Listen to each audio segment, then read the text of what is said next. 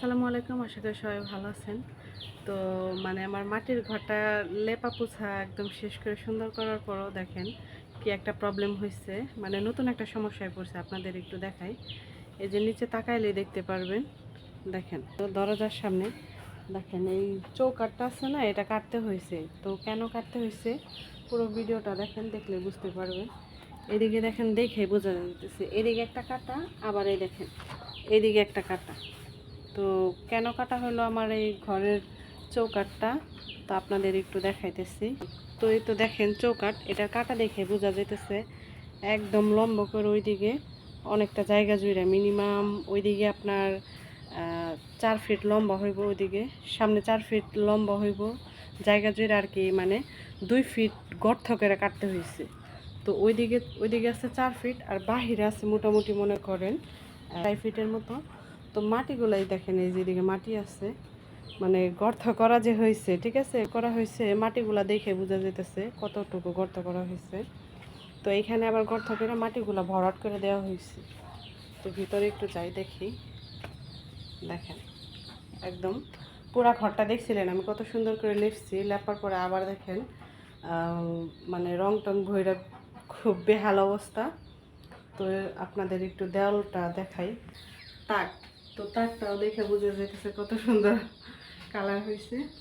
এইদিকে দেখেন পিছনের তাকটা, তো এটাও দেখেন কত সুন্দর হয়েছে, ঠিক আছে। তো অনেক সুন্দর হয়েছে কালারটা, কারণ কালারটা নেক্সটে আবার আরেকটা রং দেওয়া হয়েছে, আরেকটা পালিশ করা হয়েছে, যার কারণে দেখেন এই যে নিচে লেপছিলাম, লেপার পরে আবারও দেখেন একদম পুরা ফ্লোরটা একদম মাখায় গেছে রং দিয়া। তো কিছু করার নাই, তো সুন্দরের জন্য করতেছি, কিছু করার নাই। তো আরেকবার রং দিছিলাম, রং দেওয়ার পরে পুরো ফ্লোরটার অবস্থা একদম বেহাল অবস্থা, একদম দেখেন পুরো ফ্লোর জুড়ে দেখেন একদম রং দিয়ে পুরো মাখায় গেছে। এটা আবার ক্লিন করতে হইব। খুব সুন্দর করে লেখছিলাম, আমার খুব কষ্ট লাগতেছে, কষ্টটা একদমই বিফলে। এখানে আবার ওই যে ভ্যাকসিনটা আছে, ভ্যাকসিন বসাই দিছি, কারণ ভ্যাকসিন বসানোটা অনেক জরুরি ছিল। আর জরুরি কাজের জন্য আর লিখতে পারি নাই, অর্ধেকের ভ্যাকসিন বিছিয়ে ফেলাইছি। আর এইদিকে দেখেন, তো অর্ধেকের ভ্যাকসিন আর অর্ধেকের রং, এটা আবার ক্লিন করতে হইব, সুন্দর করে লিখতেও হইব। তো তো সেই কারণ হইতেছে সুন্দর একটা জিনিস, তো জিনিসটা আপনাদের সাথে একটু শেয়ার করি। দেখেন যার যে ঘরের চৌকাঠ কাটতে হইলো, আর 2 ফিট গর্ত করে আবার নিচের দিকেও মিনিমাম 7-8 ফিট লম্বা করে আর কি ঘরের দরজা থেকে কাটতে হয়েছে। তো সেই ছাড় দেওয়ার কারণটা আপনাদের একটু দেখায়, দেখেন। তো এই তো আমার পিছনে দেখতেই পাচ্ছেন একটা লম্বা একটা কোনো কিছু।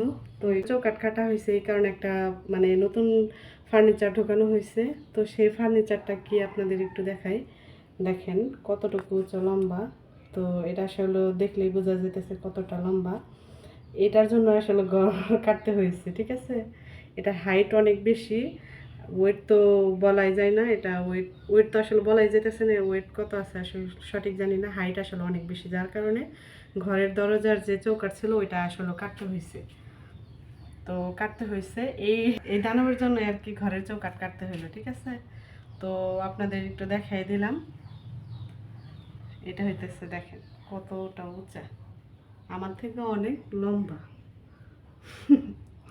এটা আসলে আমার বাবার পছন্দের একটা শখের জিনিস ছিল।